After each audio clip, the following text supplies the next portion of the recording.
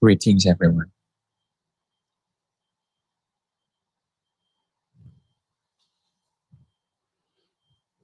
อนุโมทนานะทุกคน Anumodana, everyone, that we are interested in practicing Dhamma. จะเป็นประโยชน์ของ Apart from being benefits from us to การ ourselves, รักษาสืบทอด it ศา also สนาอย่างดีมาก extended the time frame of การสืบทอด Buddhism ศาสนานะ very ถ้า well. เรา To extend the Buddhism period. ตำรา If ทรง you จำไว้อะไร learn from the text มัน and ไม่ you ได้ memorize เนื้อ them, หาสาระ you don't really ข get อง the ศา content, สนา the ไม่ได้ essence ประโย of ชน์ the สูงสุด Buddhism ประโยช to น์ the สูงสุด most. ของศาสนาพุทธเราคือ To make the ความ most พ้ of น it ทุกข์ is when we can จุด transcend หมายปลาย the ทาง suffering. เลย That's ปฏิ the บัติเราก็ ultimate ต้องพ้น purpose ทุ of กข์ได้ Buddhism. When you come to practice Dhamma, you have to be able to transcend the suffering. นี่คนที่จะปฏิบัติจนพ้นทุกข์ได้ For those who practice until ต้อง they รู้ transcend วิ the ธีปฏิบัติ suffering, they have to understand the รู้ way วิ to ธีเรา practice ก็ต้อง Dhamma. ทำให้มากให้พอ When we understand the way, then we have to do sufficiently. จุดสำคัญตรงที่ The important ทำยังไง things จะรู้ is that how วิธี could ปฏิบัติ we understand the way to ก็ practice มี Dhamma. วิธีเรียนสองสาย There are two สาย ways หนึ่ง to คันธ learn, ทุระ to อันนี้เขา practice. เรีย The น first ละ one เอียด to learn. The first one is เริ่มเรียน Kantatura บาลี in Bali. They เพื่อจะไป understand, อ่านคำ they พีร์ learn thoroughly and to ที่ learn เมืองไทย thoroughly เรา and ส่วนใหญ่ in เรี order ยนบา to ลีพอ understand จบก็ไม่ the ได้เอา text. ไม่ได้เอาไป But ใช้ once อะไร in Thailand, มี once เด็ they กเอาไว้ understand and learn all these หา texts, ตำแหน่งหาอะไร they กัน don't เยอะที่เป็นอย่าง do นั้น anything with it. They just have เรียนบาลี the แล้วน้อย degree โอ for กาส it ที่ and จะไปอ่าน didn't do พระไตร anything ปิฎ about ก it. ให้รู้เรื่องแล้วเอามาเผยแพร่เนี่ยวัตถุประสงค์จริงๆที่เราเรียน So บาลี the true เพื่อจะ purpose อ่าน of คัมภีร์ให้ได้ understand to learn theอ่านคัม to ภีร์ learn แล้วก็ต้อง Pali language is เอามา to ลงมือปฏิบัติ understand the text and then come and สมั bring ยพุทธ to กาลก็มี the practice. พระองค์หนึ่งนะท่าน This เก่ง happens to the ท่านทรง Buddhism จำพ era, ระสูตร Buddha ได้ era as well. One of the monks can memorize a lot of texts, which is จำได้ Potila. มากนะ He พระบ can ริสุทธิ์ memorize a lot พ of ระไตรปิฎ things. กได้ He can สมั memorize ย the พุทธกาลยังไม่ Tipitaka. มีพระไตรปิฎก Back then, there was ท่าน no สอน Tipitaka ธรรม in วินัย the Buddhist ธรรมะพระวินัย Buddha era. The แล้วสุต Buddha ร taught ไป the Vinaya ท่าน and ประสบ also สำเร็จ Sutra.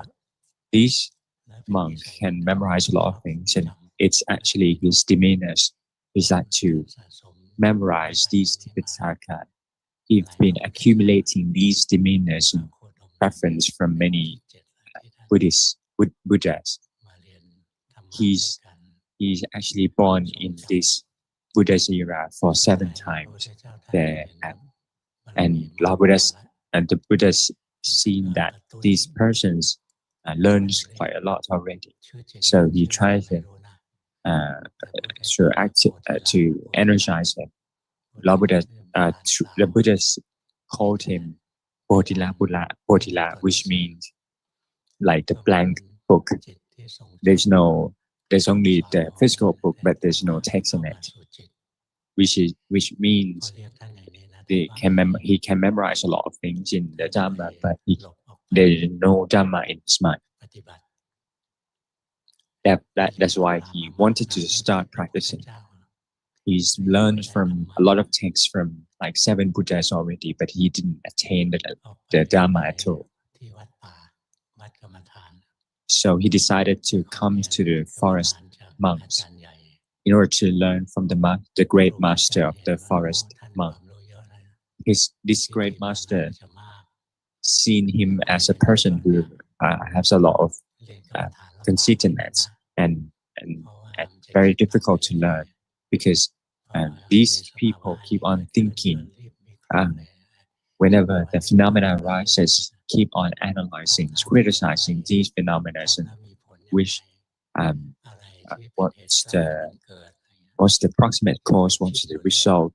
อา They ศัย keep on ในความจำ thinking ที่ and เคยเรียนมา analyzing through เกิ the ดเป็นอุปสรรคต่อ memory. การปฏิบัติ These are actually the วิ hindrance จิตร of มันจะ the ฝืด Dhamma practice because the mind will be นี่พระโพธิละเนี่ย scattered. ท่านไปขอเรียนจากอาจารย์ใหญ่ฝ่ายกรรม But ฐานท่าน Potila ก็สอน wanted to learn ท่าน Dhamma ใจถึ practice ง from มาก the ท่านก็ great ขอเรียน master จากพระ from ที่ forest เรา monks, เรา but ไปเรื่อยๆไม่มีใครสอน he didn't teach him.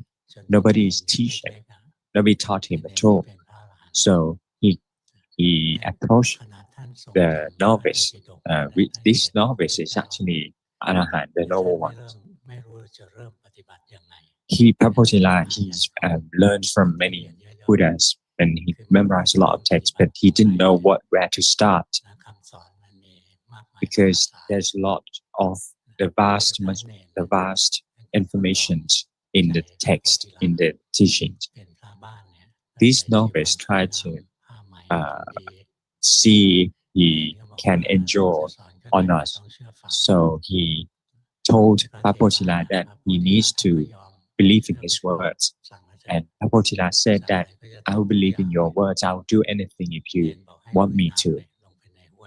So the novice says that you should enter the waters.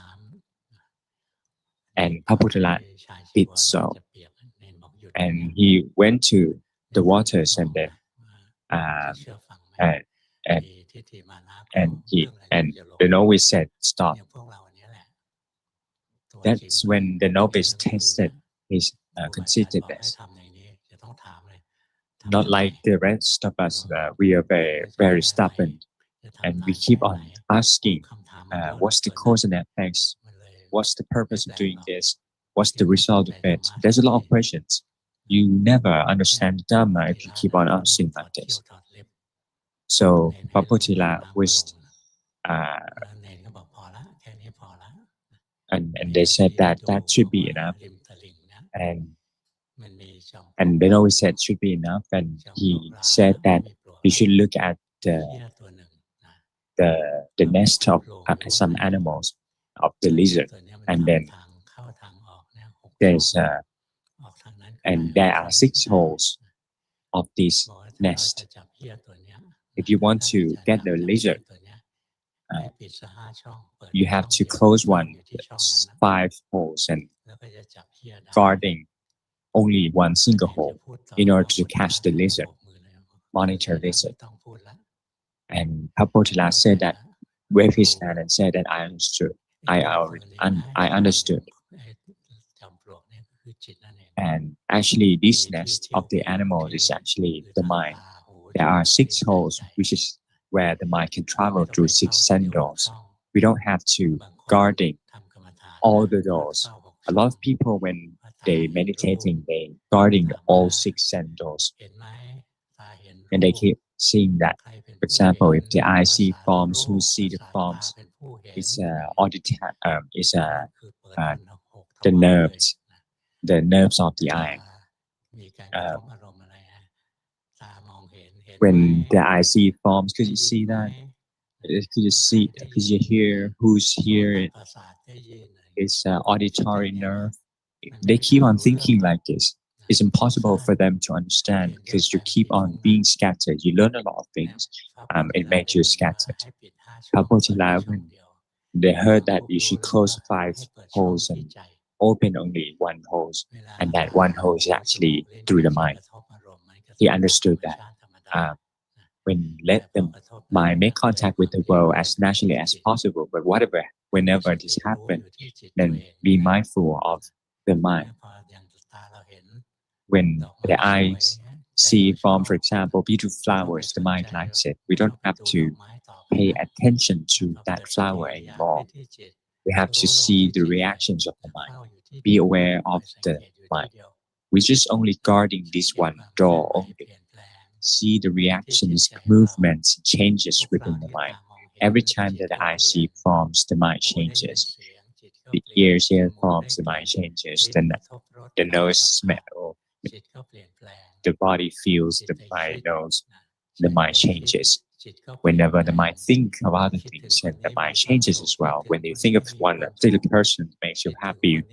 Think of another person, it makes you suffering. You hate it. You don't have to guard observing all 6 sense doors. Just observe only 1 single through the mind.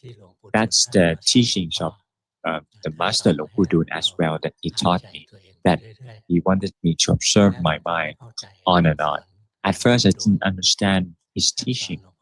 He taught me that when I approach him, he's one of the masters, is very possessed very great ability to teach people differently, each person differently. Some people are taught to observe bone structures, strands of hair, but for me, he wanted me to observe my mind.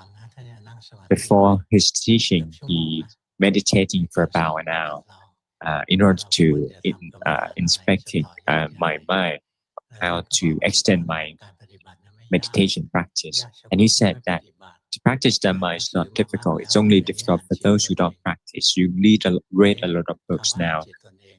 Observe your mind. When you observe my mind, I don't understand really because I don't know where the mind is.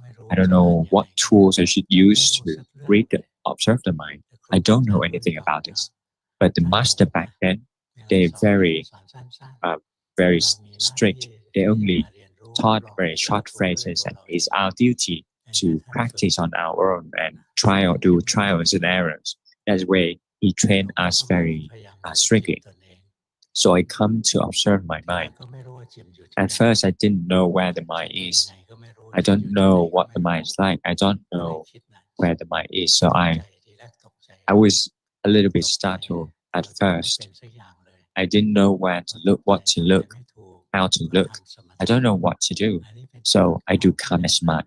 That's the first rule of Dhamma practice. If you don't know what to do at all, you don't know how to practice, how to meditate, just do calm mind. When the mind is calm, then it can produce some wisdom to see the way out. Like when you lost in the woods, and if you become startled and astonished, you will keep on that maze. You will be in that maze. You have to be calm first and keep on observing which way is which. So for me, I try to come to observe my mind. He taught me to observe my mind. I was startled, and then I do meditating. Once the mind is calm, I keep on contemplating. The mind is not going to be outside my body. It must be within my body. So I try to meditate so that the mind is not outside the body. I just trying to be aware within the body of this body. Most of us, when do practice Dhamma, the mind converts and then brighten, go outside to see past and future, ghosts, celestial beings. These are beyond your body. So if you want to do meditate in order to transcend the suffering, you shouldn't pay attention to outside things. You have to pay attention to your own body and mind. That's another rule. The first rule is that if you don't know what to do anything, just do calm samadhi. Then it will give rise to mindfulness and wisdom to see the way out, to the way to continue your practice. The second rule is that you shouldn't practice beyond your body and mind. Just observe within your body and mind. I contemplate on myself that the mind should be within the body, but I don't know where it is. So I try to incline the mind towards the hair. I could see that the hair just gone, just bald skin left, and the bald skin gone. There is only scar left. I couldn't see the mind. I observed all the whole body, the whole skin gone, just only bone structures left. Couldn't see the mind. The bones gone, just only the small pebbles. The pebbles, there's no mind. When I observe the pebbles, and the pebbles gone to become the bright. The bright's gone, the bright moving away. I couldn't find any mind at all. I knew that the mind is within the body, but it isn't limited to any part of the body. So I start to have this comprehension. When I was a student, university student, I went to ordain in Cholapatan temple, and there's a mantra, the morning mantra. The morning mantra talked about Rupu Padana Kanto in Bali, which means Vedana Rupana Kanto in Bali, which means and Sanyuna Padana Kanto. These means that the aggregates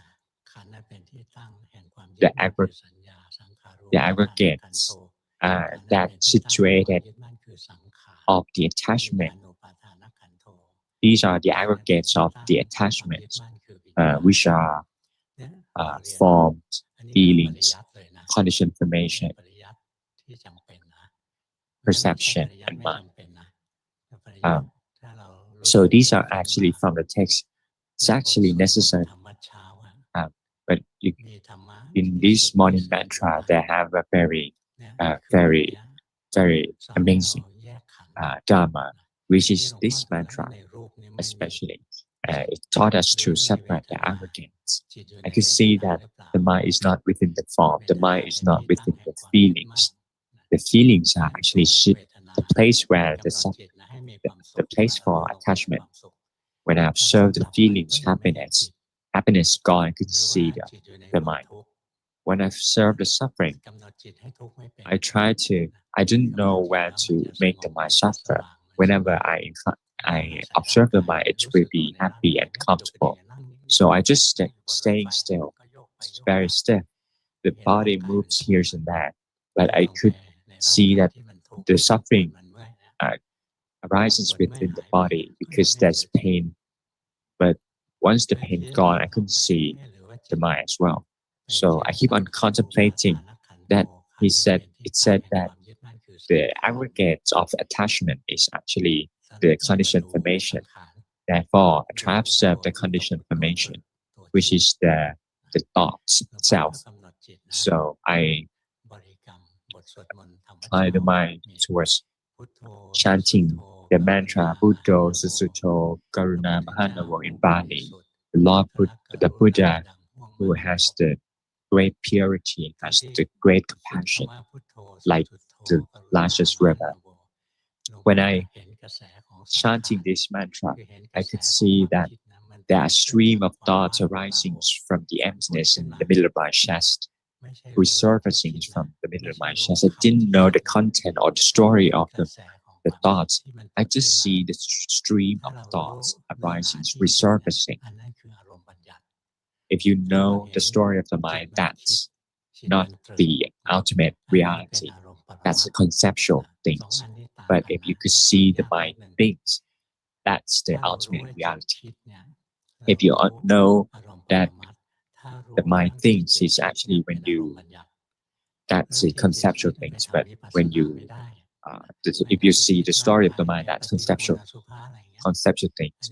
But if you could see the mind thinks, that ultimate reality, which can be further to vipassana practice. But if you see the story of mind, that's only samatha practice.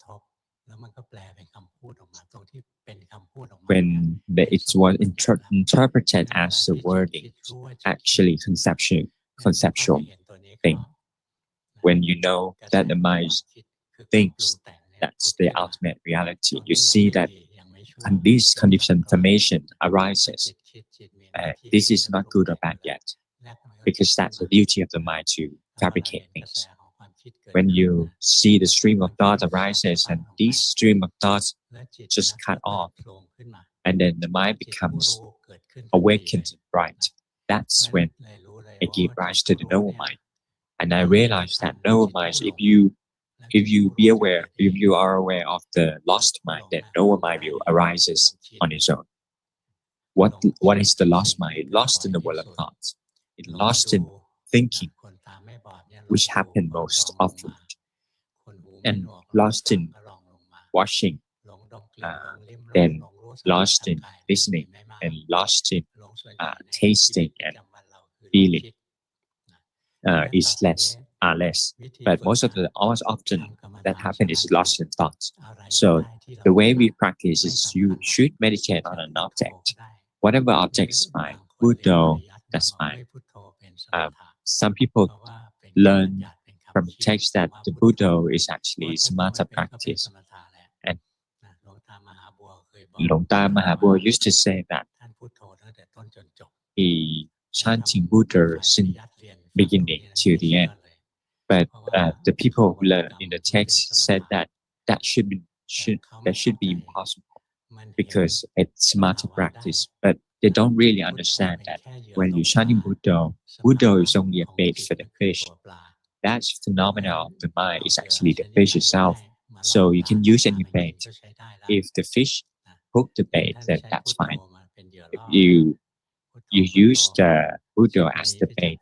Once the mind wander off, leaves the Buddha, no so. If the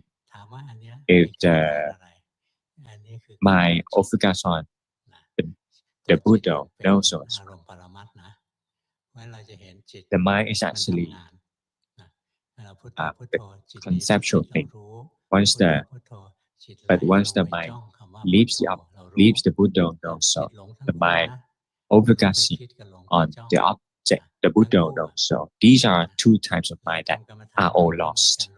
You can use any other object meditation as well. When the mind drift away to think about the things, no, so the mind will focus on the breath, for example, also as well. Or you can observe the rising and falling of abdomen. Once the mind leaves the object, no, so, and if the mind sent out to see the abdomen, no, so. Likewise, walking meditations, walking with the mind as like the ones that feels, that one senses the walking. If the mind sent towards the body walking on the feet,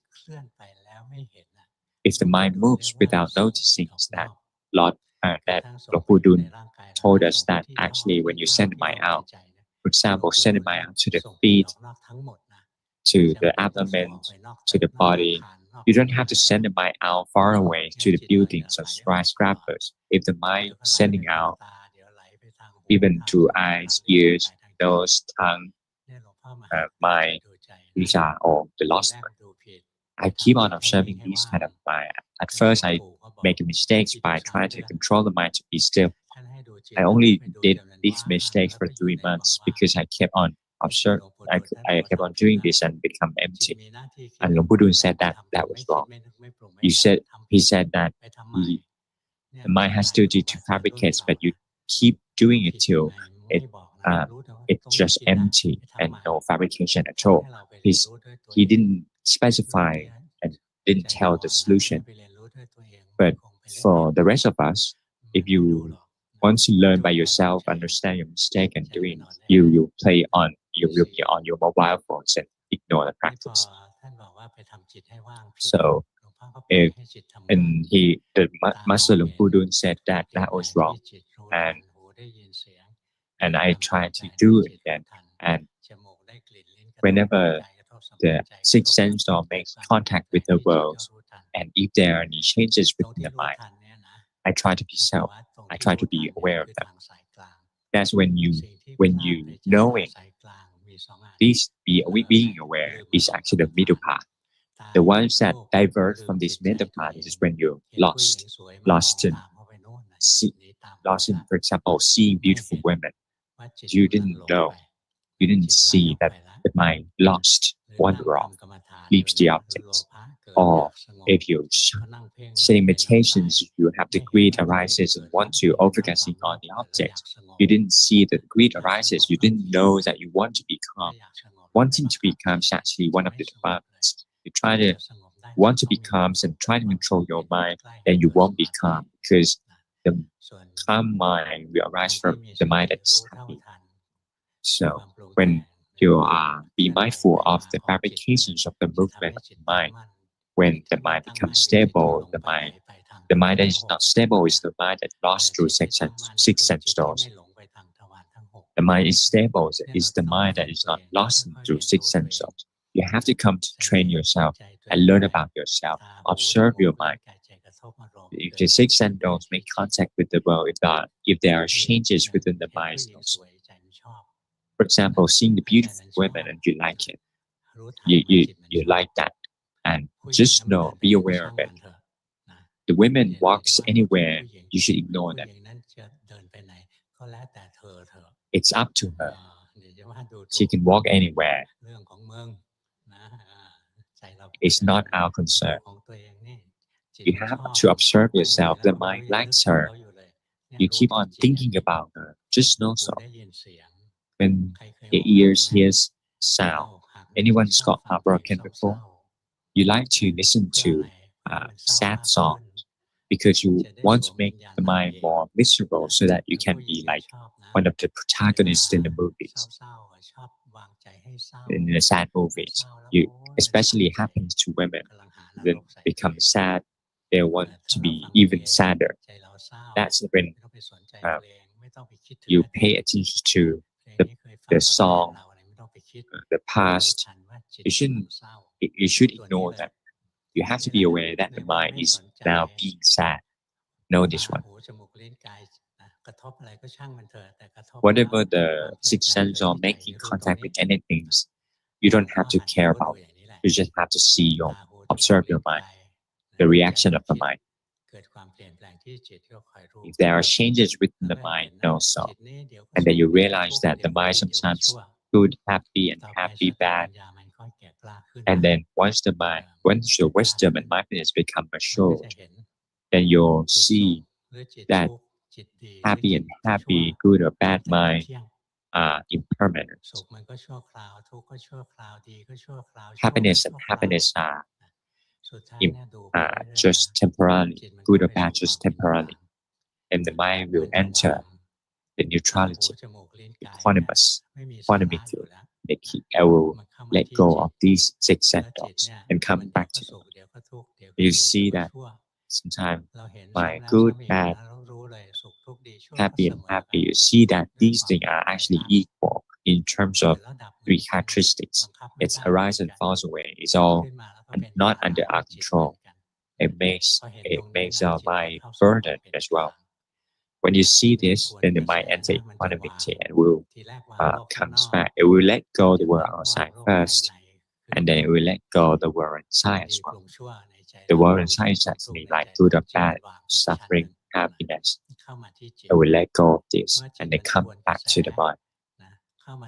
Once it returns to the mind, then this mind will be bright and empty. This mind is actually called luminous mind, Jitsabuy in Bali. Lord Buddha said that at first the mind is luminous, but it will be saddened because of the defilements. We keep on practicing till we can come back to this luminous mind. It's actually which is the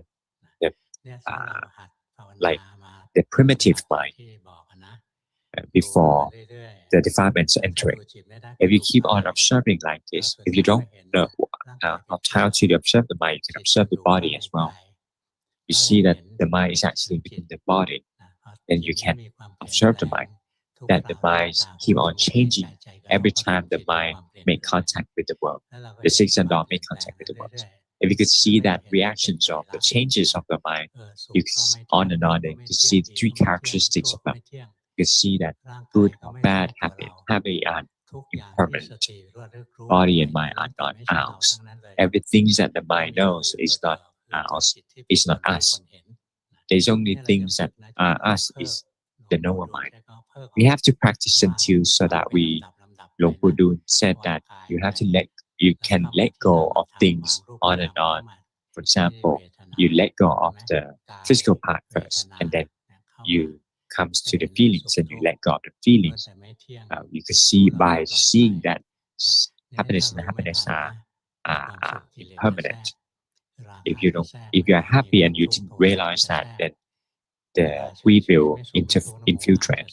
If you just being still, and delusion will kick in as well. But so the delusion is the one that is the godfather of all the defilements. Happens with all kinds of defilements. It's all mixed with the delusion. Delusion is the one that opposite to the wisdom. The wisdom will know the truth, but the delusion won't know the truth. If you observe that the six senses make contact with the world and give rise to happiness, then greed kicks in and you'll be aware of it. When the eye see forms, the eyes and the forms are actually the form in themselves. When the feelings arises, the feelings are actually the happiness and happiness are actually the feelings. Once the greed kicks in, that's when you are observing the mind. This is when we cultivating the full foundation of mindfulness.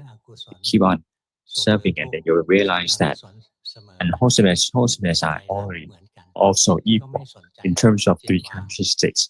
then the mind can let go of this. The mind will return to the mind itself. And this point, Luangpu Dun said that most of all the Dhamma practitioners stop here at the luminous mind. Once the mind becomes luminous and bright, and we come pleased with this mind, you see as if the mind has no defilements at all, but actually it lasts for only a short period of time and then it deteriorates. And he taught me to observe that the luminous mind is actually the normal mind. Luang Ta said all this luminous mind is actually or normal mind is actually the ignorant mind, the ignorant mind. And a lot of people stop here. They stuck here. They are called by different names, but actually the same thing.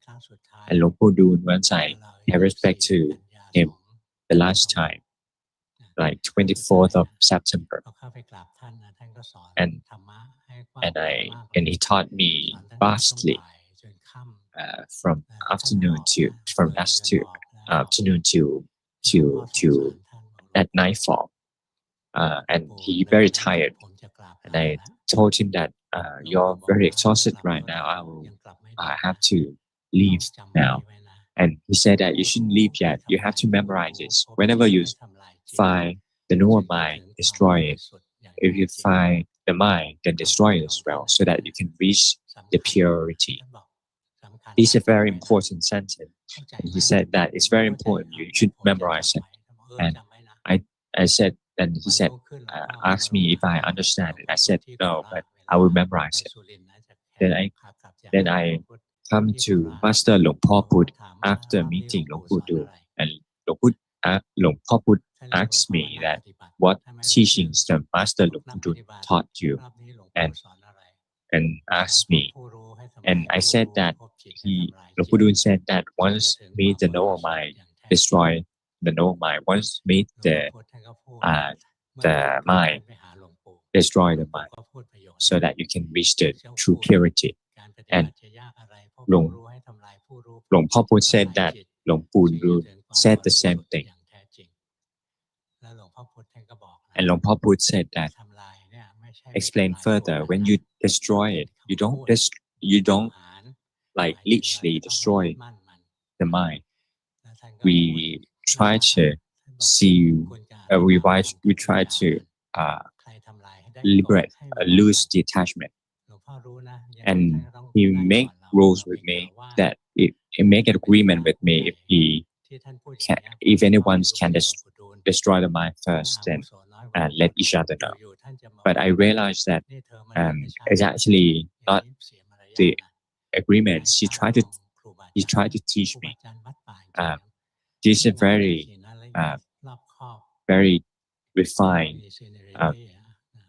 refined like culture, like seniority.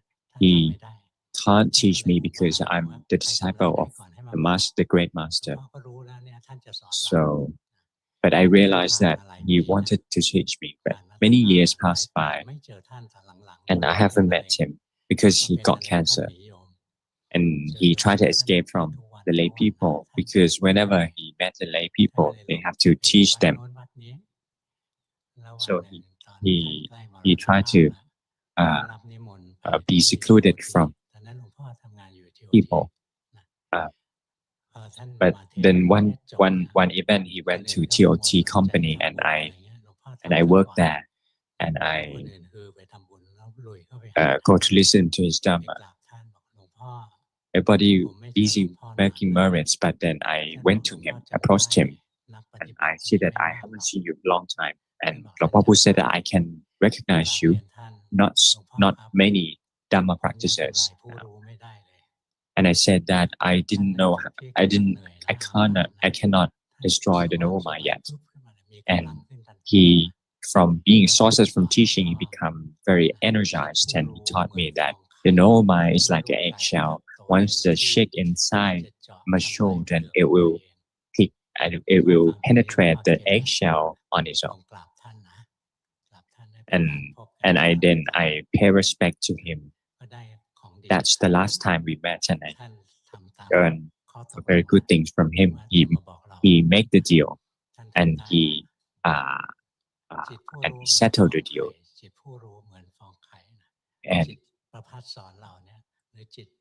he settled the agreement. The mind is like the egg. What is egg? Once the chick matures enough, then it will penetrate the eggshell. The eggshell is actually the cankers or deep defilements. It will cover the egg. And then lower mind is like the egg. Once, how could you make the chick matured? You have to feed them with Marathi, Samadhi, and wisdom till the wisdom become matured. Then the Eight Noble Path will arise on its own. It will penetrate the eggshell, which is the ignorance on its own. Nobody can make the mind liberated. Then the mind liberate on its own. When the Marathi, Samadhi, and wisdom are fulfilled, this is when you can destroy the noble mind. When you heard my teaching that the Buddha taught like this, destroy once meet the noble mind, destroy it. Once meet the mind, destroy it.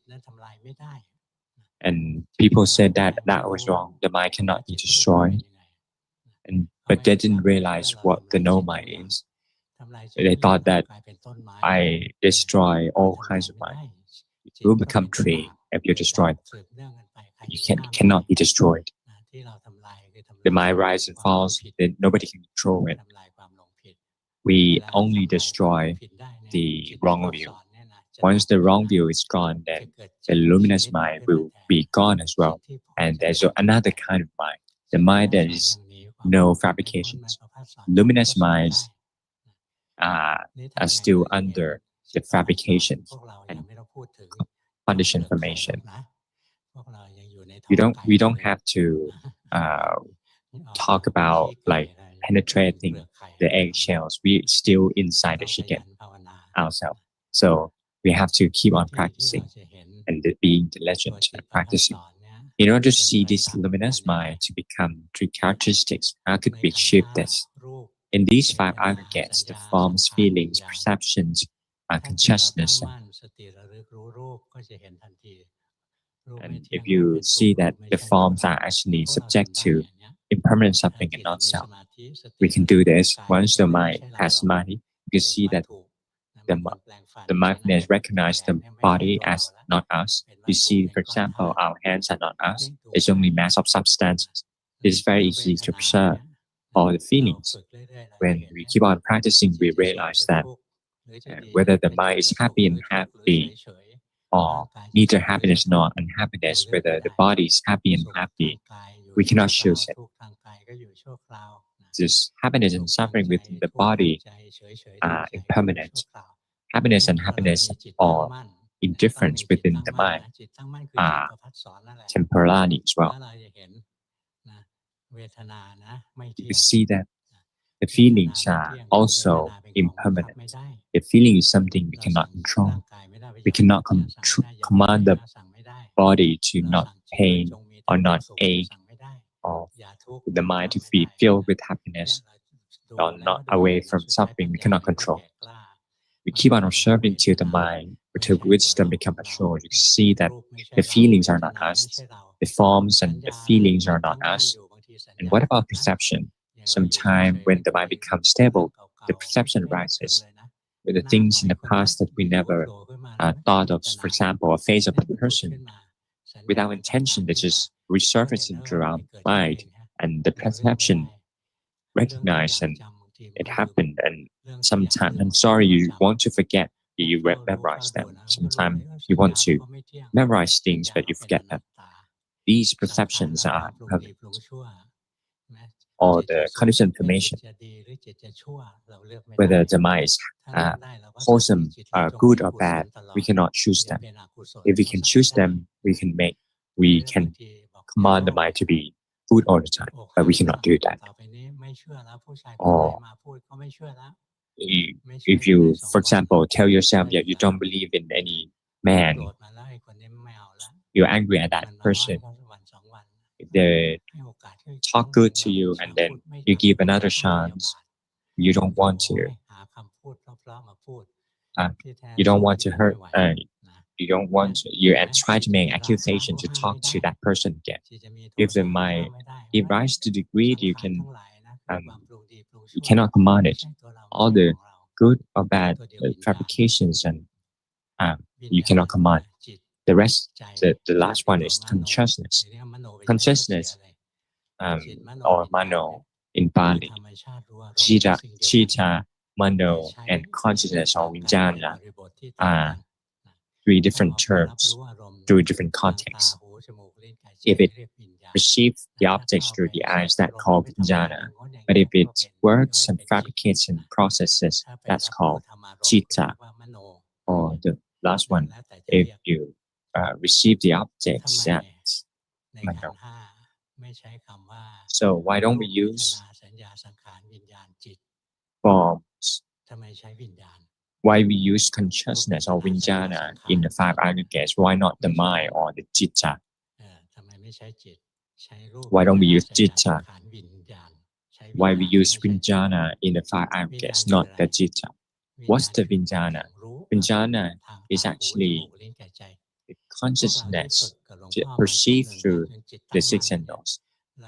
For the rest of us who've been practicing and the mind becomes stable for a while, you can see that sometimes the mind are rooted in different doors. Like for example, the mind flows or rooted. The consciousness is the one or vijnana rooted or take a grip on the objects. For example, it's like creating trees, like creating realms and suffering. If you keep on practicing, you realize that vijnana can root it into six senses all the time, constantly. You can see that when it rooted through the eyes, you cannot control it. When you root it in the ears, rise and falls away, you cannot control it. Rooted into the nasal body, you cannot control. The mind drift away to world of thoughts, you cannot command it, cannot control it. When it's flow or rooted in different ways, you cannot control it. If you have the strong mindfulness and good samadhi, you could see the vijnana working, processing. Those who learn in Tipitaka, they don't understand. I have said it because there's one monk that learned the text a lot. You can see that when the mind see these six, the mind rooted in these six senses, you can see that they are impermanent. When you root in the eyes and it sends the signals through the mind, then the mind keep on processing, interpreting, and give values to those images that it sees and interpret it, and then give value to it. Then it consumes the object. It processing through different steps. That's the path of mind. We don't have to learn a lot. We have to observe, witness the truth. When we actually meditating in Dhamma practice, actually when we learn Abhidhamma, Abhidhamma is all about like citta, the mind, mental factors, and Nibbana. The forms and the mental factors, the mind. We actually learn Abhidhamma or higher doctrine, but we learn from seeing the truth, seeing the real thing. But the wisdom that arises is not as equal, as refined as the Abhidhamma, because that's the wisdom for those in Buddha Yuga. That's very refined. We only know basic things as how to not suffer. Our wisdom will not be as much as people in the past.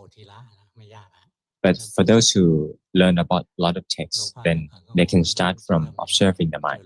Start from the mind. I was confused back then. I don't know where to start. So Luangpu Dun taught me to observe my mind so I can understand that the mind becomes stable and mindfulness know that each aggregates are not us. It's under three characteristics.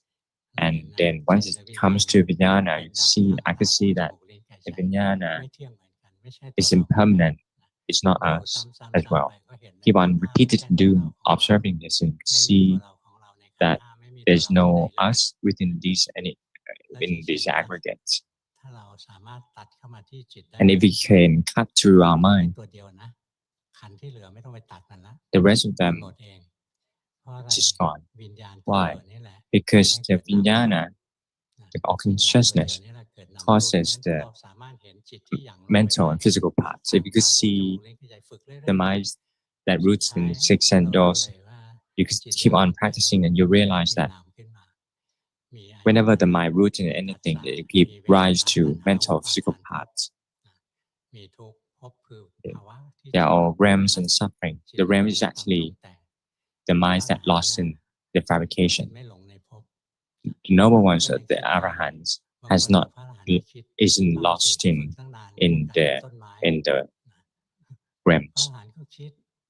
Actually, a arahant actually thinks, but they're not into it.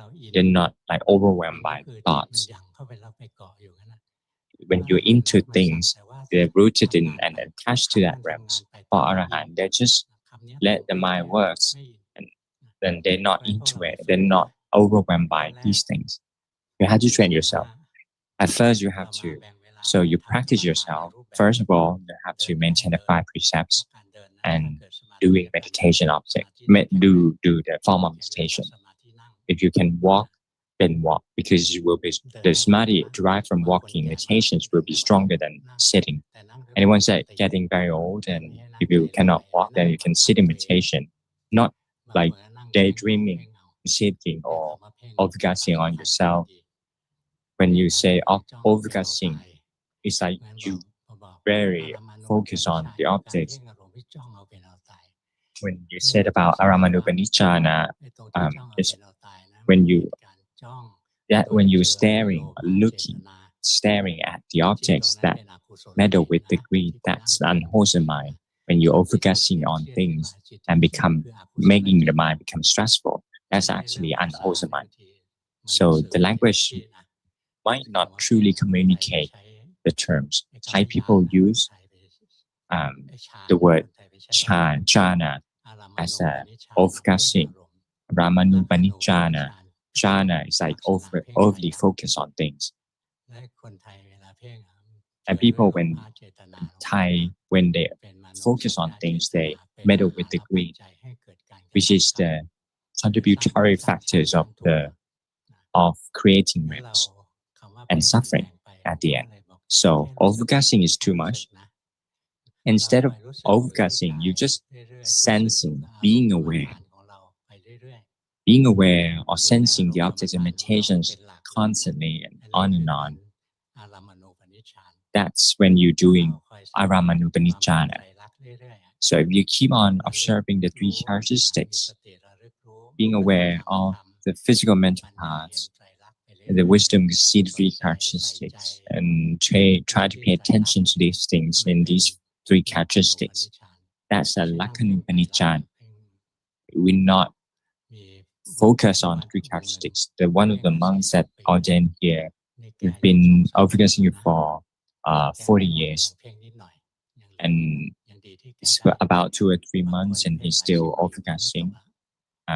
It's good that he can fix this, but for some people, it cannot be fixed because they can go to bad realms. That should be all. Now, when I observe the Dhamma practitioners who submit homework, it's a lot easier now.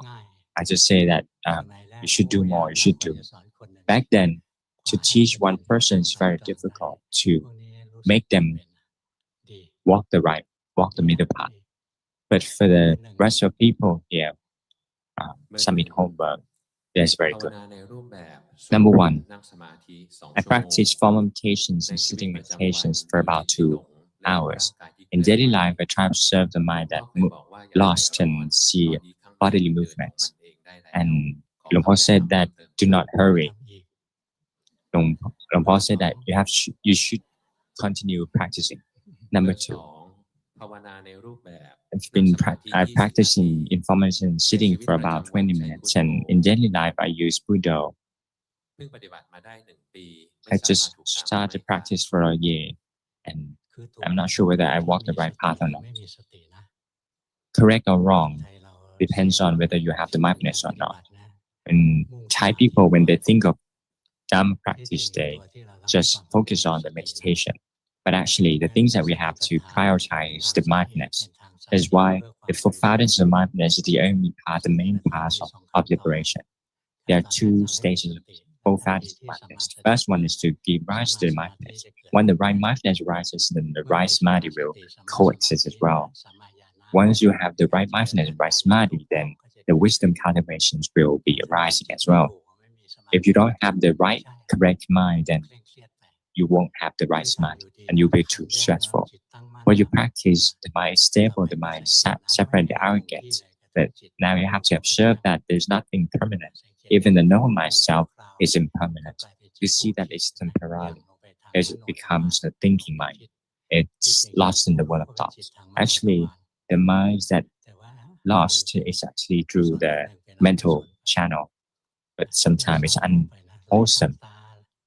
If you mind lost in, for example, you see that the mind lost in thoughts, just know so. Do not forbid it to happen. When you think, when you work, you have to think. Otherwise, when the boss commands you to do things, analyze this, do this, just know, just see, and you got fired. So you have to be aware of the timing, the good timing. Continue practicing. Number 3, you just send them out of bed. Just go on, ask questions. I practice for about 2 or 3 hours a day. In daily life, I use body as an object of meditation. I see the body, make contact making still give rise to the defilements. I have less smart, but once I start practicing more amount of time in meditation, is it increases or not? Paul said that it's not enough yet because you see that the mind is not on the base. The mind is outside. Your mind is outside. It's like you try to cultivate the wisdom, but it won't be able to cut the defilements because in order to eradicate the defilements, all the morality, samadhi, and wisdom will come together within the mind. Because you see that the mind is outside now. Just trying to breathe, try to bring the awareness to the breath and see the breath inside your body.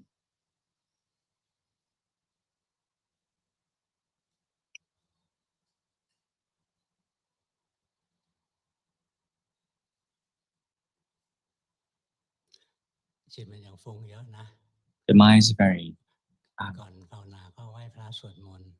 scattered. So before practicing Dhamma, you have to chanting and walking, and then walking meditation, see by the mind as an when the mind as an observer, and the mind will gain some strength. When the body moves and the mind knows, the mind won't go beyond the body. The slow samadhi is not yet there, just when the body moves also. Then the strength of the mind will be enough. Number 2 is too much. It's beyond sufficient. Number 2 is like relax once the homework done. Number 3, you don't hurry. The mind to practice Dhamma, it will be very short and it will be easy. Number 4, I practice informal meditations by meditating half an hour. In daily life, I chanting. When I don't work, the mindfulness comes to the present moment. Once a lot of work, I can be in the present more and more. You practice well, practice good, correct. Number 5,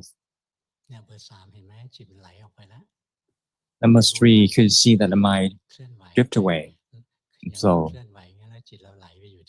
When the mind moves towards the hands and also the mind moves and the mind wander off to things about things and also as well. So use the body movement as your object of meditation and try to be aware of the mind. Number 5, I practice in formal meditations by sitting about 20 minutes, and in daily life I use bodily movement. You controlling yourself too much, if you have a lot of intention, then it will be exhausting. To practice Dhamma is actually full of happiness, because the correct mind or right mind has only 2 feelings, happiness and indifference. Indifference actually, or neutrality is actually the refined happiness. If you practice and the mind becomes tight and tense, then that's unwholesome. It's become unwholesome because you have the greed to practice Dhamma and you're focusing on the object. So if you can see the minds that develop greed within your mind, then you have to be aware of it. Be aware of it with the natural mind, with the luminous mind. The mind that's the greedy mind is the one that matter with the defilements. It's not the noble mind. It's not the luminous mind. It's a stressful mind. It's controlling mind. It's you have to relax more. You can see that the body moves. Your body moves just now, but you forget about it. So now it's getting better. Now it's different from the previously. So move and also move and be aware of it. Number 6 is I practice in formal meditations for about 1 hour at least. And in daily life, I try to be aware of the body movements and feelings. I see the mind lost and arising through 6 doors. When thinking of Dhamma practice, I see the mind that wants to control and practice correctly. So it makes my mind overcasting. And I see the mind likes the calmness. Sometimes the mind is awakened and comfortable and light, but I'm not sure whether I'm overcasting or you practice very well, very good. The mind is correct. The mind is awakened. It's awakened strongly. It's not just awakened like 3 minutes and then become asleep again. The mind can sustain. The aggregates are separate. You could see the vijnana or the consciousness rooted in things. Very good. Whenever the mind rooted in anything, if you are not aware of it, then it gives rise to suffering, wholesomeness. Now you're controlling the mind. You're controlling the mind now. Good. You can see like that. Cool. That's very good. Number 7. I practice Dhamma and chanting about 3 hours. And when observing the body and chanting Buddha, I could see that I observe the delusions and make my mind asleep. Should I start anew? Go on. I could see that the considerateness, and you give recommendation, suggestion. Luangpu said that just move. When you're getting older, when observing the mind, you become asleep very easily. The delusion will kick in very easily. Therefore, try to use more coarse object meditations, which is the movements. I didn't suggest you to do the full postures because it takes time for you to change the postures, then the mind quickly moved. So even just move a little bit, hips and that, on and on, you just have to be aware of them. If you keep on moving repeatedly, then the mind will controlling or focusing on that movement. So, for example, if you doing house chores like helping your wife, for example, every man helping like doing house chores and, for example, washing the clothes, is you see the mind that's scolding your wife. Observe them, moves and also. The strength of the mind is too little, too weak. You see that when you move, you don't see that. moves in natural way, that's good. But if you have intentions to do things repeatedly, then you become um, uh, enjoy about it and you forget about practice. You lack of mindfulness easily. So when moves and be aware, moves and be aware, then the mind will gain some strength to be stable. As soon as the mind becomes stable, the aggregates will be separated. Because in fact, the aggregates are naturally separated. We are the one who put them together, and we have the wrong view to put together, combine these aggregates together. So if your mind is correct, the aggregates will be separate automatically. See that each aggregate are subject to three characteristics. If you can observe any particular aggregates and do so, for example, the forms of the body, you can observe the forms of the body with a stable and neutral mind. You can observe the feelings of vijnana consciousness through with the stable and neutral mind. Keep on gradually practicing. Do not hurry. Good. Number 8. I practice informal meditation for about 3 hours, walking meditation, and I undermine sending out also. In daily life, I observe the body and use the Buddha as of meditation.